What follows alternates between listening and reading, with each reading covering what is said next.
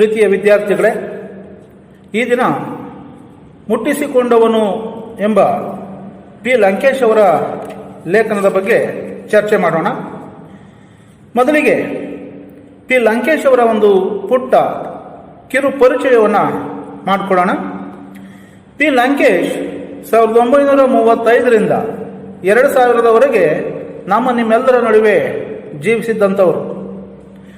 ನವ್ಯ ಸಾಹಿತ್ಯದ ಪ್ರಮುಖ ಲೇಖಕರಲ್ಲಿ ಒಬ್ಬರು ಎನಿಸಿದ್ದಾರೆ. ಪಿ ಲಂಕೇಶ್ ಅವರು ಕನ್ನಡ ಸಾಹಿತ್ಯಕ್ಕೆ ಹೊಸ ಆಯಾಮವನ್ನು ಕೊಟ್ಟಂಥವರು. ಶಿವಮೊಗ್ಗ ಸಮೀಪದ ಕೊನಗಹಳ್ಳಿ ಗ್ರಾಮದಲ್ಲಿ ಜನಿಸಿ ಹಲವು ವರ್ಷಗಳ ಕಾಲ ಇಂಗ್ಲಿಷ್ ಪ್ರಾಧ್ಯಾಪಕರಾಗಿ ಸೇವೆ ಸಲ್ಲಿಸಿ ಅನಂತರ ಆ ವೃತ್ತಿಯನ್ನು ತ್ಯಜಿಸಿ ತಮ್ಮ ಹೆಸರಿನಲ್ಲಿಯೇ ಲಂಕೇಶ್ ಪತ್ರಿಕೆ ಎಂಬ ಒಂದು ವಾರಪತ್ರಿಕೆಯನ್ನು ಆರಂಭಿಸಿ ಕನ್ನಡ ನಾಡಿನ ಜಾಣೆಯರ ಮನಸ್ಸಿಗೆ ಲಗ್ಗೆ ಇಟ್ಟಂಥವರು. ಒಂದು ಕಾಲದಲ್ಲಿ ಲಂಕೇಶ್ ಪತ್ರಿಕೆ ಎಷ್ಟರ ಮಟ್ಟಿಗೆ ಹೆಸರುವಾಸಿಯಾಗಿತ್ತು ಅಂತಂದ್ರೆ ಆ ಪತ್ರಿಕೆಯ ಹೆಸರನ್ನ ಕೇಳದೇ ಇರತಕ್ಕಂಥವರೇ ಇಲ್ಲ ಅನ್ನುವಷ್ಟರ ಮಟ್ಟಿಗೆ ಕರುನಾಡಿನಲ್ಲಿ ಪ್ರಸಿದ್ಧಿಯನ್ನು ಪಡೆದಿದ್ದಂಥವರು. ಶ್ರೀಯುತರು ಕನ್ನಡ ಸಾಹಿತ್ಯ ಲೋಕಕ್ಕೆ ತಮ್ಮದೇ ಆದಂಥ ವಿಶಿಷ್ಟ ಸೇವೆಯನ್ನು ಸಲ್ಲಿಸಿದ್ದಾರೆ. ಲಂಕೇಶ್ ಅವರು ಬರೆದಿರ್ತಕ್ಕಂಥ ಪ್ರಮುಖ ಕೃತಿಗಳನ್ನು ಹೆಸರಿಸೋದಾದರೆ ಕೆರೆಯ ನೀರನ್ನು ಕೆರೆಗೆ ಚೆಲ್ಲಿ, ನಾನಲ್ಲ, ಉಮಾಪತಿಯ ಸ್ಕಾಲರ್ಶಿಪ್ ಯಾತ್ರೆ, ಕಲ್ಲು ಕರಗುವ ಸಮಯ ಮತ್ತು ಇತರೆ ಕಥೆಗಳು, ಉಲ್ಲಂಘನೆ, ಮಂಜು ಕವಿದ ಸಂಜೆ ಮೊದಲಾದ ಕಥಾ ಸಂಕಲನಗಳನ್ನು ಶ್ರೀಯುತರು ಪ್ರಕಟಿಸಿದ್ದಾರೆ. ಬಿರುಕು, ಮುನ್ಸಂಜೆಯ ಕಥಾ ಪ್ರಸಂಗ, ಅಕ್ಕ ಮೊದಲಾದ ಕಾದಂಬರಿಗಳನ್ನು ರಚಿಸಿದ್ದಾರೆ. ತಲೆಮಾರು, ಬಿಚ್ಚು ಮೊದಲಾದ ಕಥಾ ಸಂಕಲನಗಳನ್ನು ಕೂಡ ಪ್ರಕಟಿಸಿದ್ದಾರೆ.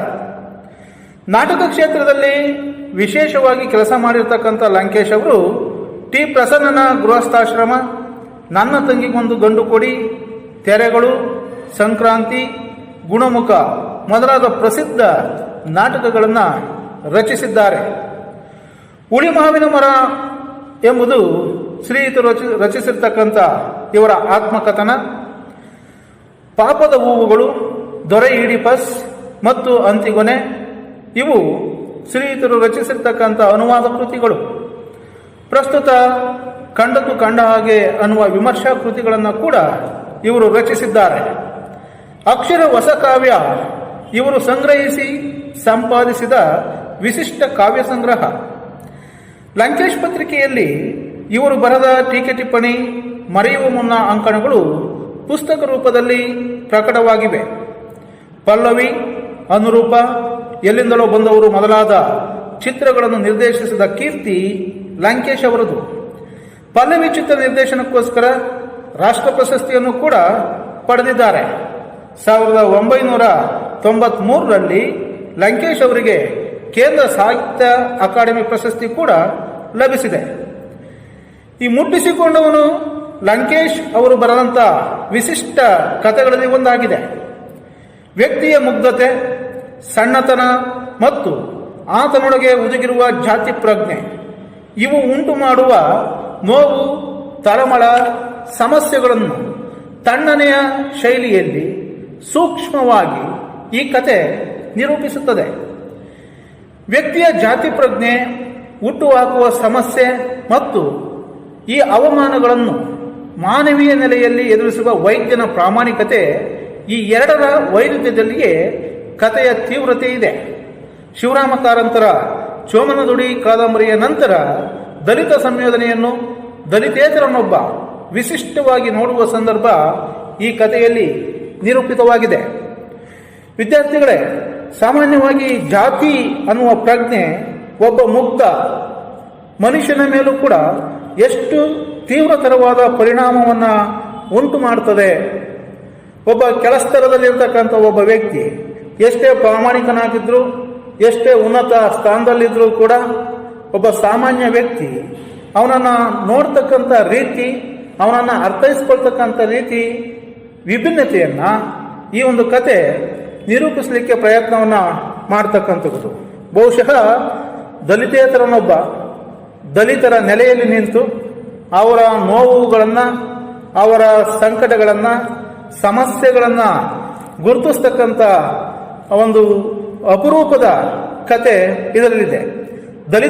ದಲಿತರ ಸಮಸ್ಯೆಗಳನ್ನು ವಿವರಿಸೋದಕ್ಕೂ ದಲಿತೇತರನೊಬ್ಬ ವ್ಯಕ್ತಿ ದಲಿತರ ಸ್ಥಾನದಲ್ಲಿ ನಿಂತು ಈ ಜಾತಿಯಿಂದ ಉಂಟಾಗ್ತಕ್ಕಂಥ ದುಷ್ಪರಿಣಾಮವನ್ನು ವಿವರಿಸುವ ಒಂದು ರೀತಿ ಶೈಲಿ ಬಹುಶಃ ಶಿವರಾಮ್ ಕಾರಂತರ ಚೋಮನದುಡಿ ಕಾದಂಬರಿಯನ್ನ ಬಿಟ್ಟರೆ ಪಿ ಲಂಕೇಶ್ ಅವರ ಮುಟ್ಟಿಸಿಕೊಂಡವನು ಅಂತಕ್ಕಂಥ ಕಥೆಯಲ್ಲಿ ವಿಶಿಷ್ಟವಾಗಿ ಮೂಡಿ ಬಂದಿರತಕ್ಕಂಥದನ್ನ ಈ ಕತೆ ನಿರೂಪಿಸುತ್ತದೆ. ಜಾತಿ ಪದ್ಧತಿ ಶತಶತಮಾನಗಳ ಕಾಲದಿಂದಲೂ ಬೆಳೆದು ಬಂದಿರುವ ಕ್ರೂರ ಪದ್ಧತಿ. ಜಾತಿಯ ಹಿನ್ನೆಲೆಯಲ್ಲಿ ವ್ಯಕ್ತಿಗಳನ್ನು ನೋಡುವ ಮೌಢ್ಯ, ಆ ನೆಲೆಯಲ್ಲಿ ನಡೆಯುವ ಶೋಷಣೆ ಇನ್ನೂ ಹೋಗಿಲ್ಲ. ಶಿಕ್ಷಣ, ನಗರೀಕರಣ, ವಿಜ್ಞಾನದ ಬೆಳವಣಿಗೆಗಳಿಂದಲೂ ನಮ್ಮ ದೇಶ ಜಾತಿ ಪದ್ಧತಿಯಿಂದ ಮುಕ್ತವಾಗದಿರುವುದು ನಮ್ಮ ದುರಂತ. ವ್ಯಕ್ತಿಯ ನಡುವಿನ ತರತಮ ಭಾವ ಒಡೆದು ಮಾನವೀಯವಾಗಿ ನೋಡುವ ಗುಣ ಬೆಳೆಯಬೇಕಾಗಿದೆ ಮತ್ತು ಶರಣರ ಸಂತರ ಸಮಾನತೆಯ ಆಶಯ ಸಾಕಾರಗೊಳ್ಳಬೇಕಿದೆ. ಬದಲಾವಣೆಗಾಗಿ ಹಂಬಲಿಸುತ್ತಿರುವ ಸಮಾಜಕ್ಕೆ ಬಿಡುಗಡೆಯ ದಾರಿಯನ್ನು ತೋರಿಸುವ ದಿಕ್ಕಿನಲ್ಲಿ ಈ ಕತೆ ಮುಖ್ಯ ಹೆಜ್ಜೆಯಾಗಿದೆ. ಲಂಕೇಶರು ನಿಜವಾದ ಅರ್ಥದಲ್ಲಿ ವಿಸ್ಮಯದ ಸೃಷ್ಟಿಕರ್ತ. ಪೀಡನೆ, ಹಿಂಸೆಗಳನ್ನು ನಿಕಷವಾಗಿ ಹಾಗೂ ತಂತ್ರವಿಧಾನವಾಗಿ ಬಳಸಿ ವ್ಯಕ್ತಿಯ ಗೋಸುಂಗತನವನ್ನು ಅಥವಾ ಪ್ರಜ್ಞಾಸ್ತರದಲ್ಲಿ ಆ ವ್ಯಕ್ತಿಯು ಗುರುತಿಸಿಕೊಂಡಿರಲಾರದ ಅನುಭವದ ಬಿರುಕನ್ನು, ಅಲ್ಪತೆಯನ್ನು ಒಂದೊಂದೇ ಪದರದಲ್ಲಿ ಬಿಚ್ಚುತ್ತಾ ಒಳಗಿನ ಸತ್ಯವನ್ನು ಅದರ ನಗ್ನತೆಯಲ್ಲಿ ತೋರಿಸಿಬಿಡುವ ಶಕ್ತಿ ಅವರದು. ವರ್ತಮಾನದ ಘಟನೆ ಮತ್ತು ವ್ಯಕ್ತಿ ಮುಖಾಮುಖಿಯಾಗುವಲ್ಲಿ ನಿಜ ತೆರೆದುಕೊಳ್ಳುವುದೆಂಬ ತಿಳುವಳಿಕೆ ಈ ಕಥೆಯ ಹಿಂದಿದೆ. ವಿದ್ಯಾರ್ಥಿಗಳೇ, ಈ ಪ್ಯಾರದಲ್ಲಿ ಲೇಖಕರು ಬಸಲಿಂಗ ಅಂತಕ್ಕಂಥ ಒಬ್ಬ ಮುಗ್ಧ ವ್ಯಕ್ತಿ ಅನುಭವಿಸ್ತಾ ಇದ್ದಂಥ, ಆತ ಎದುರಿಸ್ತಾ ಇದ್ದಂಥ ಸವಾಲುಗಳು, ಸಮಸ್ಯೆಗಳ ಬಗ್ಗೆ ಚರ್ಚೆ ಮಾಡ್ತಾ ಹೋಗ್ತಾರೆ. ಬಸಲಿಂಗನಿಗೆ ಅದು ಪುರುಸೊತ್ತಿಲ್ಲದ ಕಾಲ ಅಂತಂದ್ರೆ ಬಿಡುವಿಲ್ಲದ ಕಾಲ. ಯಾಕೆ ಅಂತಂದ್ರೆ ಬಸಲಿಂಗ ಒಬ್ಬ ರೈತನಾದವರಿಗೆ ಈ ಮಳೆಗಾಲದಲ್ಲಿ ಹಲವಾರು ಕೆಲಸ ಕಾರ್ಯಗಳಿರ್ತವೆ. ಮಳೆ ಬಂದ ಸಂದರ್ಭದಲ್ಲಿ ಆತ ಭೂಮಿಯನ್ನು ಹದಗೊಳಿಸ್ಕೋಬೇಕಾಗ್ತದೆ, ಉಳುಮೆಯನ್ನು ಮಾಡ್ಕೋಬೇಕಾಗ್ತದೆ. ಹದವಾಗಿ ಉಳುಮೆಯನ್ನು ಮಾಡಿ ಮಳೆ ಬಂದ ತಕ್ಷಣ ಬೀಜವನ್ನು ಬಿತ್ತಬೇಕಾಗ್ತದೆ. ಹಾಗಾಗಿ ಬಸಲಿಂಗನಿಗೆ ಅದು ಪುರುಸೊತ್ತಿಲ್ಲದ ಕಾಲ, ಬಿಡುವಿಲ್ಲದ ಕಾಲ, ಅಪಾರ ಕೆಲಸಗಳಿರ್ತಕ್ಕಂಥ ಕಾಲ. ಗೇಯುವುದನ್ನು 4 ದಿನ ತಡ ಮಾಡಿದ್ರೆ, ಗೇಯುವುದು ಅಂತಂದ್ರೆ ಅದರ ಅರ್ಥ ಕೆಲಸ ಮಾಡುವುದು ಅಂತಂದ್ರೆ ಇಲ್ಲಿ ರೈತನಿಗೆ ಉಳುಮೆ ಮಾಡೋದು. ಮಳೆ ಬಂದಾಗ ಆತ ಭೂಮಿಯನ್ನು ಉಳುಮೆ ಮಾಡಬೇಕು, ವ್ಯವಸಾಯ ಮಾಡಬೇಕು ಅಥವಾ ಬೇಸಾಯ ಮಾಡಬೇಕು. ಏನಾದರೂ 4 ದಿನ ತಡ ಮಾಡಿದ್ರೆ ಉಳುಮೆ ಮಾಡೋದನ್ನು, ನೇಗಿಲ ಕುಳ ನೆಲಕ್ಕೆ ನಾಟುವುದಿಲ್ಲ. ಕುಳ ಅಂತಂದ್ರೆ ಅದು ಒಂದು ಕೃಷಿ ಉಪಕರಣ. ನೇಗಿಲ ತುದಿಗೆ ಅದನ್ನು ಜೋಡಿಸ್ತಕ್ಕಂಥ ಒಂದು ಲೋಹದ ಸಾಧನ. ಅದು ಭೂಮಿಯನ್ನು ಸೀಳಲಿಕ್ಕೆ ಬಳಸ್ತಾರೆ. ನೇಗಿಲನ್ನು ಉಳುಮೆ ಮಾಡ್ತಕ್ಕಂಥ ಗೇಯ್ತಕ್ಕಂಥ ಸಂದರ್ಭದಲ್ಲಿ ಆ ಕುಳ ಭೂಮಿಯನ್ನು ಇಬ್ಬಾಗ ಮಾಡ್ತದೆ. ಬೇಸಾಯ ಮಾಡಲಿಕ್ಕೆ ಅದನ್ನು ಬಳಸ್ತಾರೆ, ಕೃಷಿಯ ಸಾಧನ ಅದು. 4 ದಿನ ತಡವಾದರೆ ಭೂಮಿ ಹದ ಆಗೋದಿಲ್ಲ, ಹಾರೋಗ್ತದೆ, ಒಣಗಿ ಹೋಗ್ತದೆ. ಭೂಮಿಯನ್ನು ವ್ಯವಸಾಯ ಮಾಡಲಿಕ್ಕೆ ಅಥವಾ ಬೇಸಾಯ ಮಾಡಲಿಕ್ಕೆ, ಉಳುಮೆ ಮಾಡಲಿಕ್ಕೆ ಸಾಧ್ಯ ಆಗೋದಿಲ್ಲ. ಹಾಗಾಗಿ ಬಸಲಿಂಗ ಎದುರಿಸ್ತಾ ಇದ್ದಂಥ ಮೊದಲನೇ ಸವಾಲು ಅಥವಾ ಸಮಸ್ಯೆ ಏನು ಅಂತಂದ್ರೆ ಅವನಿಗೆ ಅದು ಬಿಡುವಿಲ್ಲದ ಕಾಲ. ಮಳೆ ಬಂದಾಗ ಉಳುಮೆ ಮಾಡಬೇಕು, 4 ದಿವಸ ತಡ ಮಾಡಿದ್ರೆ ಗೇಯೋದಕ್ಕೆ, ಉಳುಮೆ ಮಾಡೋದಕ್ಕೆ ಕೂಡ ಭೂಮಿಯನ್ನು ನಾಟೋದಿಲ್ಲ, ಭೂಮಿಗೆ ನಾಟುವುದಿಲ್ಲ. ಅಂದರೆ ಸಕಾಲದಲ್ಲಿ ಆತ ಉಳುಮೆಯನ್ನು ಮಾಡ್ಕೋಬೇಕಾಗಿದೆ. ಈತ ಬೇಸಾಯವನ್ನು ಮಾಡಿಕೊಳ್ಳಲಿಕ್ಕೆ ಆದರೆ ಇರುವ 2 ಎತ್ತುಗಳಲ್ಲಿ ಒಂದು ನೊಗ ಇಟ್ಟೊಡನೆ ಮಲಗಿ ಬಿಡುತ್ತದೆ, ಎಷ್ಟು ಒಡೆದರೂ ಹೇಳುವುದಿಲ್ಲ. ಇನ್ನೊಂದು ಕೂಡ ತನ್ನ ಸಹೋದ್ಯೋಗಿಯಂತೆಯೇ ಆಗಿಬಿಡುವ ಸೂಚನೆಗಳಿವೆ. ಮಲಗಿದ್ದು ಒಂದು ಏಟು ಕೊಟ್ಟೊಡನೆ ಹೇಳುತ್ತದೆ. ಜೊತೆಗಾರ ಹೇಳುವುದನ್ನೇ ಕಾದು ಕೆಲಸವಿಲ್ಲದ ಬಗ್ಗೆ ಖುಷಿಗೊಳ್ಳುವಂತೆ ಕಂಡು ಬರುತ್ತದೆ. ಆದ್ದರಿಂದ ಬಸಲಿಂಗ 2 ಎತ್ತುಗಳನ್ನು ಯಾರಾದರೊಬ್ಬರಿಗೆ ಸಾಟಿಯಲ್ಲಿ ಕೊಟ್ಟು ಹೊಸ ಎತ್ತುಗಳನ್ನು ಹಂಚಿಕೊಳ್ಳಬೇಕು. ಇದು ಬಸಲಿಂಗ ಎದುರಿಸ್ತಾ ಇದ್ದಂಥ 2ನೇ ಸಮಸ್ಯೆ. ಬಸಲಿಂಗ ಉಳುಮೆಯನ್ನು ಮಾಡಲಿಕ್ಕೆ, ಬೇಸಾಯ ಮಾಡಿಕೊಳ್ಳಿಕ್ಕೆ ಕಟ್ಕೊಂಡಿರ್ತಕ್ಕಂಥ ಅಥವಾ ಇಟ್ಟುಕೊಂಡಿರ್ತಕ್ಕಂಥ 2 ಎತ್ತುಗಳಲ್ಲಿ ಒಂದೆತ್ತು ಆ ಎತ್ತುಗಳ ಹೆಗಲ ಮೇಲೆ ನೊಗವನ್ನು ಇಟ್ಟೊಡನೆ ಒಂದು ಮಲ್ಕೊಂಡ್ಬಿಡ್ತದೆ. ನೊಗ ಅಂತಂದ್ರೆ ಇದು ಕೂಡ ಒಂದು ಕೃಷಿಯ ಸಾಧನ, ಉಪಕರಣ, ಕಟ್ಟಿಗೆಯಿಂದ ಮರದಿಂದ ಮಾಡಿರ್ತಕ್ಕಂಥ ಒಂದು ಉಪಕರಣ. ಎರಡು ಎತ್ತುಗಳ ಹೆಗಲ ಮೇಲೆ ಆ ನೊಗವನ್ನು ಇಟ್ಟು ಆಚೀಚೆ ಹೋಗದಂತೆ ನೇಗಲನ್ನು ಅದಕ್ಕೆ ಬಿಗಿಯಾಗಿ ಕಟ್ಟಲಿಕ್ಕೆ ಬಳಸ್ಕೊಳ್ತಕ್ಕಂಥ ಸಾಧನ ಅದು ನೊಗ. ಈ ಇರ್ತಕ್ಕಂಥ ಎರಡು ಎತ್ತುಗಳಲ್ಲಿ ಒಂದೇನು ಮಾಡ್ತದೆ ಅಂತಂದ್ರೆ ಹೆಗಲ ಮೇಲೆ ನೊಗ ಇಡೋದೇ ತಕ್ಷಣ ಮಲ್ಕೊಂಡ್ಬಿಡ್ತದೆ, ಎದೊಳೋದಿಲ್ಲ. ಇನ್ನೊಂದು ಎತ್ತಿಯಾಗಿದೆ ಅಂತಂದ್ರೆ ಜೊತೆಗಾರ ಎತ್ತು ಮಲಗಿದೆ, ಸದ್ಯ ನನಗೆ ಕೆಲಸ ಇಲ್ಲ, ನಾನು ಕೂಡ ಗೇಯದನ್ನು ತಪ್ಪಿಸ್ಕೊಂಡೆ ಅಂತ ಖುಷಿ ಆಗ್ತದೆ ಅದಕ್ಕೆ. ಅಂದ್ರೆ ನಮ್ಮ ಸಾಮಾಜಿಕ ವ್ಯವಸ್ಥೆಯಲ್ಲಿ ಹೇಗೆ ಒಬ್ಬರ ಮೈಗಳತನ ಇನ್ನೊಬ್ಬರ ಮೇಲೆ ಪ್ರಭಾವವನ್ನು ಬೀರ್ತದೆ ಅನ್ನೋದನ್ನು ಸಾಂಕೇತಿಕವಾಗಿ ಇಲ್ಲಿ ಬಿಂಬಿಸ್ತಕ್ಕಂಥದ್ದು. ಜೊತೆಗೆ ಬಸಲಿಂಗ ಕಟ್ಕೊಂಡಿರ್ತಕ್ಕಂಥ ಎರಡೂ ಎತ್ತುಗಳು ಮೈಗಳ್ಳ ಎತ್ತುಗಳು. ಇಂಥ ಎತ್ತುಗಳನ್ನು ಕಟ್ಕೊಂಡು ವ್ಯವಸಾಯ ಮಾಡಬೇಕಾದಂಥ ಅನಿವಾರ್ಯತೆ ಬಸಲಿಂಗನಿಗಿದೆ. ಇದು ಎರಡನೇ ಸಮಸ್ಯೆ. ಹಾಗಾಗಿ ಮಲಗಿರ್ತಕ್ಕಂಥ ಎತ್ತು ಒಂದು ಹೇಟ್ ಹೊಡೆದೊಡನೆ ಎದ್ದು ನಿಂತ್ಕೊಳ್ತದೆ. ಇಲ್ಲಿವರೆಗೂ ಸದ್ಯ ನನಗೆ ಕೆಲಸ ಇಲ್ದೇನೆ ನಿಂತಿದ್ನಲ್ಲ ಅಂತ ಮತ್ತೊಂದು ಎತ್ತು ಖುಷಿಗೊಳ್ತದೆ. ಅದೂ ಮಲಗಿ ಬಿಡುವ ಸೂಚನೆಗಳಿವೆ. ಇದೆದ್ದ ತಕ್ಷಣ ಅದು ಕೂಡ ಮಲಕ್ಕೋಬಹುದು. ಇಂಥ ಮೈಗಳ್ಳ ಎತ್ತುಗಳನ್ನು ಕಟ್ಕೊಂಡು ವ್ಯವಸಾಯ ಮಾಡಬೇಕಾದಂಥ ಅನಿವಾರ್ಯತೆ ಬಸಲಿಂಗನಿಗೆ ಇದೆ. ಇದೊಂದು ಕೂಡ ಸವಾಲು, ಇದೊಂದು ಸಮಸ್ಯೆಯನ್ನ ಆತ ಅನುಭವಿಸ್ತಾ ಇದ್ದಾನೆ. ಆದ್ದರಿಂದ ಬಸಲಿಂಗ ಎರಡೂ ಎತ್ತುಗಳನ್ನು ಯಾರಾದರೊಬ್ಬರಿಗೆ ಸಾಟಿಯಲ್ಲಿ ಕೊಟ್ಟು ಹೊಸ ಎತ್ತುಗಳನ್ನು ಹಂಚಿಕೊಳ್ಳಬೇಕು. ಅದಕ್ಕೋಸ್ಕರ ಬಸಲಿಂಗ ಯೋಚನೆ ಮಾಡ್ತಾನೆ, ಈ ಎತ್ತುಗಳನ್ನು ಯಾರಾದರೊಬ್ಬರಿಗೆ ಸಾಟಿ ಮಾಡಿಬಿಡಬೇಕು. ಸಾಟಿ ಅಂತಂದ್ರೆ ಇದು ಕೂಡ ನಮ್ಮ ಕೃಷಿ ಕ್ಷೇತ್ರದಲ್ಲಿ ಬಳಸ್ತಕ್ಕಂಥ ಪದ. ಸಾಟಿ ಅಂತಂದ್ರೆ ವಿನಿಮಯ, ಅದಲು ಬದಲು ಮಾಡ್ಕೊಳ್ತಕ್ಕಂಥದ್ದು. ತನ್ನ ಬಳಿ ಇರೋ ಎತ್ತುಗಳನ್ನು ಬೇರೊಬ್ಬರಿಗೆ ಕೊಟ್ಟು ಅವ್ರ ಕಡೆ ಇರ್ತಕ್ಕಂಥ ಎತ್ತುಗಳನ್ನು ಈತ ಪಡ್ಕೊಳ್ತಕ್ಕಂಥದ್ದು. ಆ ಯೋಚನೆಯನ್ನು ಮಾಡ್ತಾನೆ. ಈ ನಡುವೆ ಮತ್ತೊಂದು ಸಮಸ್ಯೆ ಅವನಿಗಿದೆ. ಮಗುವಿಗೆ ಮೈಯಲ್ಲಿ ಸರಿ ಇಲ್ಲ, ಶಿವನೂರು ಸ್ವಾಮಿಗಳಿಗೆ ತೋರಿಸಬೇಕು ಎಂದು ಹೆಂಡತಿ ಸಿದ್ಲಿಂಗಿ ಹೇಳುತ್ತಲೇ ಇದ್ದಾಳೆ.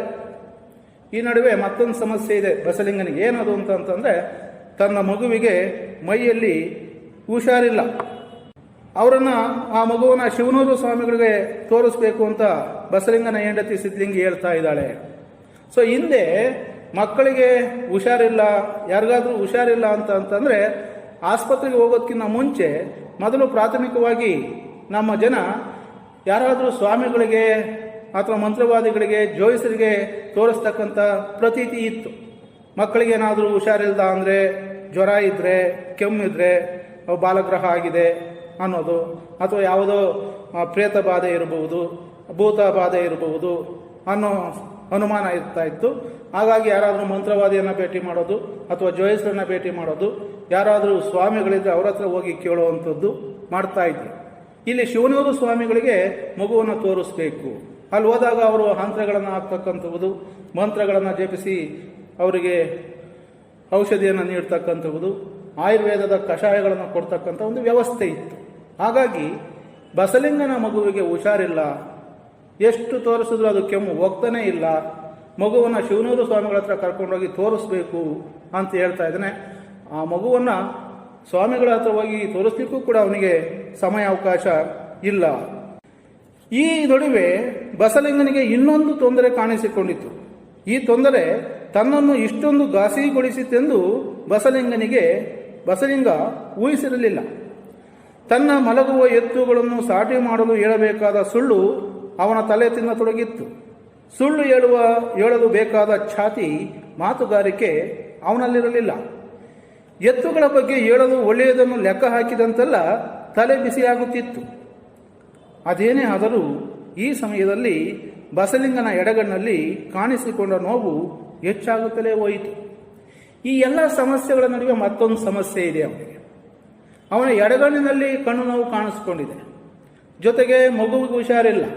ಇದ್ರ ಜೊತೆಗೆ ಆತ ಯೋಚನೆ ಮಾಡ್ತಾನೆ, ತಾನು ವ್ಯವಸಾಯ ಮಾಡಲಿಕ್ಕೆ ಕಟ್ಕೊಂಡಿರ್ತಕ್ಕಂಥ ಈ ಮೈಗಳ್ಳ ಎತ್ತುಗಳನ್ನು ಏನಾದರೂ ಮಾಡಿ ಸಾಟಿ ಮಾಡಬೇಕು ಅಂತಂದ್ರೆ ಅದ್ರ ಬದಲು ಮಾಡ್ಕೋಬೇಕು ಅಂತಂದ್ರೆ ಸುಳ್ಳುಗಳನ್ನು ಜಾಸ್ತಿ ಹೇಳಬೇಕು, ಸುಳ್ಳನ್ನೇ ಸತ್ಯ ಅಂತೇಳಿ ನಂಬಿಸ್ಬೇಕು. ಯಾಕೆ ಅಂತಂದ್ರೆ ಸಾಮಾನ್ಯವಾಗಿ ರೈತರು ಸುಳ್ಳುಗಳನ್ನು ಹೇಳ್ತಕ್ಕಂಥದ್ದು ಕಡಿಮೆ. ರೈತರು ಯಾವಾಗಲೂ ಕೂಡ ಅವರು ಸತ್ಯಸಂಧರು, ಅವರು ಇದ್ದದನ್ನು ಇದ್ದಾಗೆ ನೇರವಾಗಿ ಹೇಳ್ತಕ್ಕಂಥ ಮನೋವೃತ್ತಿಯವರು.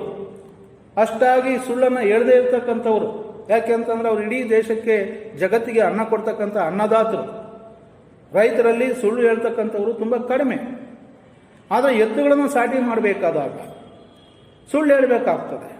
ನನ್ನ ಎತ್ತುಗಳು ಕಳ್ಳೆತ್ತುಗಳು ಅಂತ ಹೇಳಿದ್ರೆ, ನೊಗ ಇಟ್ಟೊಡನೆ ಮಲ್ಕೊಂಡ್ಬಿಡ್ತೇವೆ ಅಂತ ಹೇಳಿದ್ರೆ ಯಾರು ಎತ್ತುಗಳನ್ನು ಸಾಟಿ ಮಾಡ್ಕೊಳ್ಳೋದಿಲ್ಲ, ಅದಲು ಬದಲು ಮಾಡಿಕೊಳ್ಳೋದಿಲ್ಲ. ಅವ್ರು ಹೇಳಬೇಕು, ಈ ಕೃಷಿ ಕ್ಷೇತ್ರದಲ್ಲಿ ಈ ದನಗಳಿಗೆ ಸಂಬಂಧಪಟ್ಟ ಹಾಗೆ ಮಾರಾಟ ಮಾಡ್ತಕ್ಕಂಥ ಸಂದರ್ಭದಲ್ಲಿ ಹಲವಾರು ರೀತಿಯ ಚಾಕಚಕ್ಯತೆಗಳಿವೆ. ಹಲ್ಲುಗಳನ್ನು ನೋಡ್ತಾರೆ, ಸುಳಿಗಳನ್ನು ನೋಡ್ತಾರೆ. ಆ ಸುಳಿಗಳು ಕೆಲವು ಭಾಗಗಳಿದ್ದರೆ ಅದು ಮನೆಗೆ ಕೆಟ್ಟದು ಅಂತ ಭಾವಿಸ್ತಾರೆ, ಈನ ಸುಳಿಗಳು ಅಂತ ರೂಪಿಸ್ತಾರೆ. ಹಲ್ಲುಗಳ ಆಯಕಟ್ಟನ್ನು ನೋಡ್ತಾರೆ, ಎತ್ತುಗಳ ಪ್ರಾಯವನ್ನು ನೋಡ್ತಾರೆ. ಇವೆಲ್ಲದರ ಬಗ್ಗೆ ಆತ ಹೇಳಬೇಕಾಗಿದೆ. ನಾವು ಕಳ್ಳ ಎತ್ತುಗಳನ್ನು, ನನ್ನ ಎತ್ತುಗಳು ಚೆನ್ನಾಗಿ ಕೆಲಸ ಮಾಡ್ತವೆ, ತುಂಬ ಪ್ರಾಮಾಣಿಕವಾಗಿದ್ದಾವೆ, ಇದರಲ್ಲಿ ಯಾವುದೇ ಕೆಟ್ಟ ಸುಳಿಗಳಿಲ್ಲ, ಹಲ್ಲುಗಳಲ್ಲಿ ದೋಷ ಇಲ್ಲ, ಈ ಎತ್ತುಗಳನ್ನು ನೀವು ತೆಗೆದು ನೋಡೋದು ನಿಮ್ಮ ಮನೆ ಉದ್ಧಾರ ಆಗಿ ಹೋಗ್ತದೆ, ಹಾಗೆ ಹೀಗೆ ಸುಳ್ಳು ಹೇಳಬೇಕು. ಸುಳ್ಳನ್ನೇ ಸತ್ಯ ಅಂತೇಳಿ ನಂಬಿಸ್ಬೇಕು. ಸುಳ್ಳನ್ನೇ ಸತ್ಯದ ತಲೆ ಮೇಲೆ ಹೊಡೆದಾಗ ಹೇಳಬೇಕು. ಇಂಥ ಛಾತಿ ಅಂತಂದ್ರೆ ಕೆಚ್ಚು, ಧೈರ್ಯ. ಸುಳ್ಳು ಹೇಳಲಿಕ್ಕೂ ಕೂಡ ಧೈರ್ಯ ಬೇಕು. ಆ ಎದೆಗಾರಿಕೆ ಬಾಸಲಿಂಗನಲ್ಲಿಲ್ಲ. ಆ ಸುಳ್ಳನ್ನು ಹೇಳ್ತಕ್ಕಂಥ ಚಾತುರ್ಯತೆಯು, ಚಟುವಟಿಕೆ ಅಥವಾ ಚತುರತೆಯು ಅವನಿಗೆ ಇಲ್ಲವಾಗಿದೆ. ಇದೊಂದು ಸಮಸ್ಯೆ. ಈ ಎಲ್ಲ ಸಮಸ್ಯೆಗಳ ನಡುವೆ ಮತ್ತೊಂದು ಸಮಸ್ಯೆ ಪ್ರಾರಂಭ ಆಗ್ತದೆ. ಅವನ ಎಡಗಣ್ಣಿನಲ್ಲಿ ನೋವು ಪ್ರಾರಂಭ ಆಗ್ತದೆ. ಎಡಗಣ್ಣು ಬರ್ತಾ ಬರ್ತಾ ತುಂಬ ಜಾಸ್ತಿ ನೋವು ಕಾಣಿಸ್ಕೊಳ್ತದೆ. ಹೀಗೆ ಬಸಲಿಂಗ ಹಲವಾರು ಸಮಸ್ಯೆಗಳ ಸುಳಿಯಲ್ಲಿ ಒದ್ದಾಡ್ತಾ ಇದ್ದ. ನಿಮಗೆ ಎಕ್ಸಾಮ್ನಲ್ಲಿ 4 ಅಂಕಗಳ ಒಂದು ಪ್ರಶ್ನೆ ಕೇಳ್ತಾರೆ. ಬಸಲಿಂಗನು ಪ್ರಾರಂಭದಲ್ಲಿ ಎದುರಿಸುತ್ತಿದ್ದ ಸಮಸ್ಯೆಗಳು ಯಾವುವು? ಮೊದಲನೇದಾಗಿ, ಅದು ಅವನಿಗೆ ಪುರುಸೊತ್ತಿಲ್ಲದ ಕಾಲ, ಸಕಾಲದಲ್ಲಿ ಆತ ಭೂಮಿಯನ್ನು ಉಳುಮೆ ಮಾಡ್ಕೋಬೇಕಾಗಿತ್ತು. ಎರಡನೇದಾಗಿ, ಆತ ವ್ಯವಸಾಯಕ್ಕೆ ಬಳಸ್ಕೊಳ್ತಾ ಇದ್ದಂಥ ಎತ್ತುಗಳು ಮೈಗಳ್ಳ ಎತ್ತುಗಳು. ಒಂದು ಹೆಗಲ ಮೇಲೆ ನೊಗ ಇಟ್ಟ ತಕ್ಷಣ ಮಲ್ಕೊಂಡ್ಬಿಡ್ತಾ ಇತ್ತು. ಮತ್ತೊಂದು ಅದು ಮಲಗಿರೋದು ನೋಡಿ ನನಗೆ ಕೆಲಸ ಇಲ್ಲ ಅಂತೇಳಿ ಖುಷಿಗೊಳ್ತಾ ಇತ್ತು. ಇಂಥ ಎತ್ತುಗಳನ್ನು ಕಟ್ಟಿಕೊಂಡು ವ್ಯವಸಾಯ ಮಾಡಬೇಕಾದಂಥ ಅನಿವಾರ್ಯತೆ ಬಾಸಲಿಂಗನಿಗಿತ್ತು. ಮೂರನೇ ಸಮಸ್ಯೆ ಏನು ಅಂತಂದ್ರೆ, ಆ ಎತ್ತುಗಳನ್ನು ಸಾಟಿ ಮಾಡಬೇಕು, ಅದಲು ಬದಲು ಮಾಡಬೇಕಾದಂಥ ಅನಿವಾರ್ಯತೆ ಇತ್ತು. ಅದಕ್ಕೆ ಹೇಳಬೇಕಾದಂಥ ಸುಳ್ಳುಗಳನ್ನು ಹೇಳ್ತಕ್ಕಂಥ ಎದೆಗಾರಿಕೆ, ಚತುರತೆ ಅವನಿಗೆ ಇರಲಿಲ್ಲ. ನಾಲ್ಕನೇದು, ಈ ಸಮಸ್ಯೆಗಳ ನಡುವೆ ಬಸಲಿಂಗನ ಮಗುವಿಗೆ ಹುಷಾರಿರಲಿಲ್ಲ. ಅದು ತುಂಬ ಕೆಮ್ತಾ ಇತ್ತು. ಹೆಂಡತಿ ಸಿದ್ಲಿಂಗಿ ಹೇಳ್ತಾ ಇದ್ಲು, ಶಿವನೂರು ಸ್ವಾಮಿಗಳ ಹತ್ರ ಕರ್ಕೊಂಡು ಹೋಗ್ಬೇಕು ಅಂತ. ಆ ಮಗುವನ್ನು ಸ್ವಾಮಿಗಳ ಹತ್ರ ಕರ್ಕೊಂಡು ಹೋಗ್ಲಿಕ್ಕೂ ಕೂಡ ಅವನಿಗೆ ಸಮಯ ಅವಕಾಶ ಇರಲಿಲ್ಲ.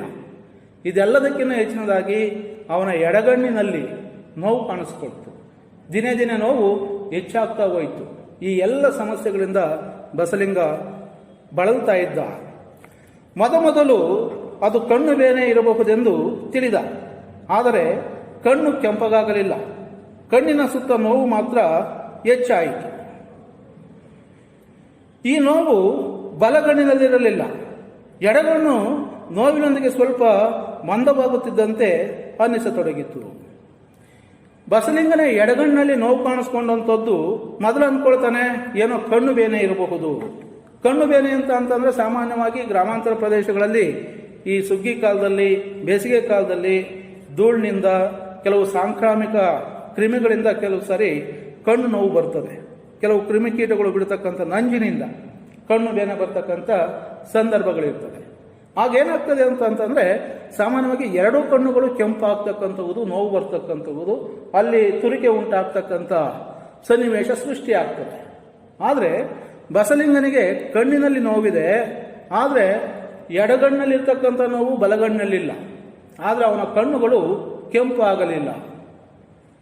ಸೊ ಇದು ಕಣ್ಣು ಬೇನೆಗೆ ಅಂತ ಬೇರೆ ಆದಂಥ ಒಂದು ಕಾಯಿಲೆ ಅಂತ ಅನ್ನಿಸ್ಲಿಕ್ಕೆ ಪ್ರಾರಂಭಿಸ್ತದೆ. ಆದರೆ ಬಸಲಿಂಗನಿಗೆ ಬಂದಿರತಕ್ಕಂಥದ್ದು ಒಂದು ಕಣ್ಣಲ್ಲಿ ನೋವಿದೆ, ಆದರೆ ಬಲಗಣ್ಣಲ್ಲಿ ನೋವಿಲ್ಲ, ಎಡಗಣ್ಣಲ್ಲಿ ಮಾತ್ರ ಇದೆ.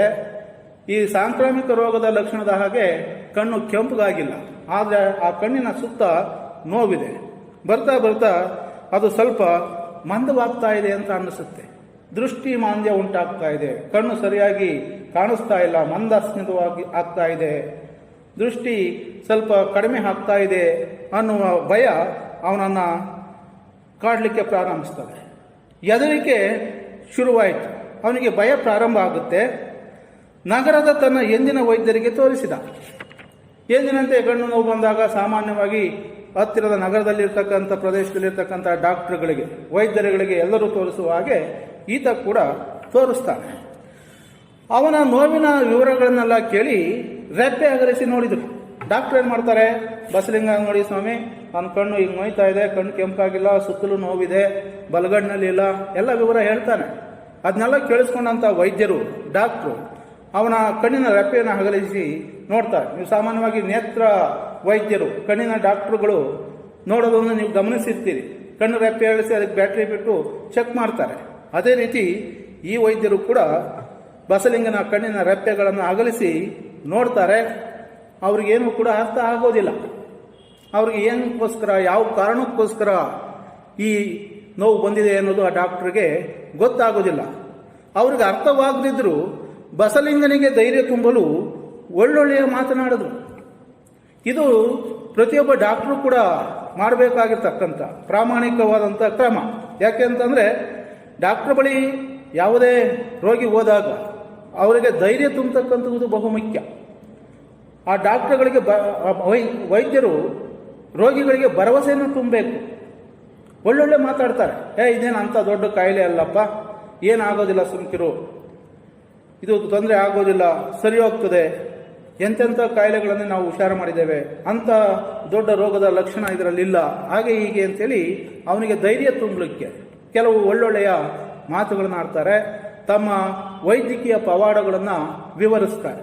ನೀನೇನು ಹೆದರ್ಕೋಬೇಡ, ನಮ್ಮ ಹತ್ರ ಎಂತೆಂಥ ಪೇಷಂಟ್ಗಳು, ರೋಗಿಗಳು ಬಂದಿದ್ದಾರೆ, ಕಣ್ಣೇ ಕಾಣ್ತಾನೇ ಇರಲಿಲ್ಲ, ಅಂಥವ್ರಿಗೆ ಟ್ರೀಟ್ಮೆಂಟ್ ಕೊಟ್ಟು 15 ದಿವಸದಲ್ಲಿ ಕಣ್ಣು ಕಾಣಂಗೆ ಮಾಡಿದ್ದೇವೆ, ಕಣ್ಣೇ ಹೋಯ್ತು ಅನ್ನೋಂಗಾಗಿತ್ತು, ಅಂಥದನ್ನೇ ಆಪರೇಷನ್ ಮಾಡಿ ಹುಷಾರು ಮಾಡಿದ್ದೇವೆ, ಅದ್ರ ಮುಂದೆ ಇದು ಯಾವ ದೊಡ್ಡ ರೋಗ ಅಲ್ಲ, ಬಿಡು, ಹುಷಾರಾಗ್ತದೆ, ಹೆದರ್ಕೋಬೇಡ. ಇದು ಡಾಕ್ಟ್ರುಗಳು ಮಾಡಬೇಕಾಗಿರ್ತಕ್ಕಂಥ ಪ್ರಾಮಾಣಿಕ ಕಾರ್ಯ, ಕೆಲಸ.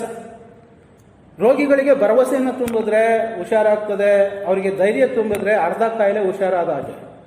ಇನ್ನು ಕೆಲವರು ಅರ್ಧ ಬರ್ಧ ಡಾಕ್ಟ್ರುಗಳು ಹೋದ ತಕ್ಷಣ ಏನು ಹಿಂಗಾಗಿದೆ, ಕಣ್ಣೇ ಹೋಗುತ್ತೆ ಬಿಡು, ಇದಾಗೋದೇ ಇಲ್ಲ ಅಂತ ಎದುರಿಸ್ಬಿಟ್ರೆ ಅವನು ಸಂಪೂರ್ಣವಾಗಿ ನಿಶ್ಶಕ್ತನಾಗ್ಬಿಡ್ತಾನೆ. ಹಾಗೆ ಪ್ರತಿಯೊಬ್ಬ ಡಾಕ್ಟ್ರು ಕೂಡ ಸಾಮಾನ್ಯವಾಗಿ ರೋಗಿಗಳಿಗೆ ಭರವಸೆಯನ್ನು ತುಂಬುತ್ತಾರೆ, ಧೈರ್ಯವನ್ನು ತುಂಬುತ್ತಾರೆ, ಅದಕ್ಕೆ ಬೇಕಾದಂಥ ನಿದರ್ಶನಗಳನ್ನು ಕೊಡ್ತಾರೆ. ಹಾಗೆ ಈ ಡಾಕ್ಟ್ರು ಕೂಡ ಬಸಲಿಂಗನಿಗೆ ಕೆಲವು ಪವಾಡಗಳನ್ನು ವಿವರಿಸಿ ಹೆದರ್ಕೋಬೇಡ ಅಂತ ಹೇಳಿ ಹುಷಾರಾಗುತ್ತೆ ಅಂತ ಹೇಳಿ ಹಚ್ಚಿಕೊಳ್ಳಲು ಲೇಹ್ಯ ಕೊಟ್ಟು, ಲೇಹ್ಯ ಅಂತಂದ್ರೆ ಒಂದು ರೀತಿ ಅಂಟಾಗಿರ್ತಕ್ಕಂಥ ನಾವೇನು ಆಯಿಂಟ್ಮೆಂಟ್ ಅಂತ ಕರಿತೇವೆ ಅಂಥದ್ದು. ಹಿಂದೆ ಈ ಆಯುರ್ವೇದದ ಕೆಲವು ಗಿಡಮೂಲಿಕೆಯ ಔಷಧಿಗಳನ್ನು ಕೊಡ್ತಾ ಇದ್ರು. ಕಣ್ಣಿಗೆ ಹಚ್ಕೊಳ್ಳಿಕ್ಕೆ ಕೆಲವು ಸರ್ತಿ ಅದನ್ನು ನೆಕ್ಕಿ ತಿನ್ನಲಿಕ್ಕೆ ಲೇಹ್ಯವನ್ನು ಕೊಡ್ತಾ ಇದ್ರು. ಅದನ್ನು ಲೇಹ್ಯ ಅಂತ ಹೇಳಿ ಕರೀತಾರೆ. ಈ ಡಾಕ್ಟ್ರು ಕೂಡ ಬಸಲಿಂಗನಿಗೆ ಧೈರ್ಯ ತುಂಬಿ ಲೇಹ್ಯ ಕೊಟ್ಟು ಹುಷಾರಾಗುತ್ತೆ, ಹೆದರ್ಕೋಬೇಡ, ಇದು ಹಚ್ಕೋ ಅಂತ ಹೇಳಿ ಕೆಲವು ಸಲಹೆಗಳನ್ನು ಕೊಟ್ಟು ಮನೆಗೆ ಕಳಿಸ್ತಾರೆ. ಸ್ವಲ್ಪ ಸಮಾಧಾನದಿಂದ ಮನೆಗೆ ಬಂದಂಥ ಬಸಲಿಂಗನಿಗೆ ಹಲವು ದಿನ ಲೇಹ್ಯ ಹಚ್ಚಿಕೊಂಡು ವೈದ್ಯರು ಹೇಳಿದಂತೆ ಬಟ್ಟೆಯ ಕಾವು, ಉಪ್ಪಿನ ಕಾವು ಕೊಟ್ಟುಕೊಂಡ. ಆದರೆ ಕಣ್ಣಿನ ನೋವು ಮತ್ತು ಮಂದಸ್ಥಿತಿ ಕಡಿಮೆ ಆಗಲಿಲ್ಲ. ಹಾಗೆಂದು ಹೇಳಿದರೆ ಹೆಂಡತಿ ಸಿದ್ಲಿಂಗಿ ನಂಬಲಿಲ್ಲ. ಅದು ಆತನ ಕಲ್ಪನೆ ಎಂಬಂತೆ ಮಾತಾಡಿದಳು. ಸೊ ಬಸಲಿಂಗ ಮನೆಗೆ ಬರ್ತಾನೆ, ಸ್ವಲ್ಪ ಸಮಾಧಾನ ಮಾಡಿಕೊಂಡು ಡಾಕ್ಟ್ರ್ ಹೇಳಿದಾಗೆ ಬಹಳ ದಿನಗಳ ಕಾಲ ಲೇಹ್ಯವನ್ನು ಹಚ್ಕೊಳ್ತಾನೆ.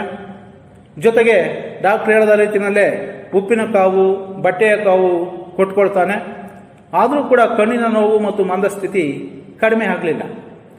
ನಮ್ಮ ಗ್ರಾಮಾಂತರ ಪ್ರದೇಶಗಳಲ್ಲಿ ಸಾಮಾನ್ಯವಾಗಿ ಡಾಕ್ಟ್ರುಗಳಿಗೆ ತೋರಿಸೋದಕ್ಕಿಂತ ಮುಂಚೆ ಅಥವಾ ಡಾಕ್ಟ್ರುಗಳು ಹೇಳ್ತಕ್ಕಂಥ ಸಲಹೆಗಳೇನಿರ್ತಾ ಇದ್ವು ಅಂತಂದರೆ, ಕಣ್ಣಲ್ಲಿ ನೋವು ಉಂಟಾದರೆ ಈ ಬಟ್ಟೆಯನ್ನು ಬಾಯಿನಲ್ಲಿ ಹಾಕಿ ಊದಿ ಬಿಸಿಯಾದಾಗ ಆ ಕಾವನ್ನು ಕೊಟ್ಕೊಳ್ತಕ್ಕಂಥದ್ದು, ಅಥವಾ ಉಪ್ಪನ್ನು ಹೆಂಚಿನ ಮೇಲೆ ಹುರಿದು ಬಟ್ಟೆಯಲ್ಲಿ ಹಾಕಿ ಅದರ ಕಾವನ್ನು ಕೊಟ್ಕೊಳ್ತಕ್ಕಂಥದ್ದು ಒಂದು ಸಾಮಾನ್ಯ ಪದ್ಧತಿ ಇದೆ ನೋವು ನಿವಾರಣೆಗೋಸ್ಕರ. ಈತ ಹಾಗೆ ಮಾಡ್ತಾನೆ. ಡಾಕ್ಟ್ರು ಕೊಟ್ಟಂಥ ಲೇಹ್ಯ ಹಚ್ಕೊಳ್ತಾನೆ, ಮತ್ತು ಉಪ್ಪಿನ ಕಾವು ಕೊಟ್ಕೊಳ್ತಾನೆ, ಬಟ್ಟೆ ಕಾವು ಕೊಟ್ಕೊಳ್ತಾನೆ. ಏನೇ ಮಾಡಿದ್ರೂ ಕೂಡ ಕಣ್ಣು ನೋವು ಕಡಿಮೆ ಆಗೋದಿಲ್ಲ, ದೃಷ್ಟಿ ಮಾಂದ್ಯ ಕಡಿಮೆ ಆಗೋದಿಲ್ಲ.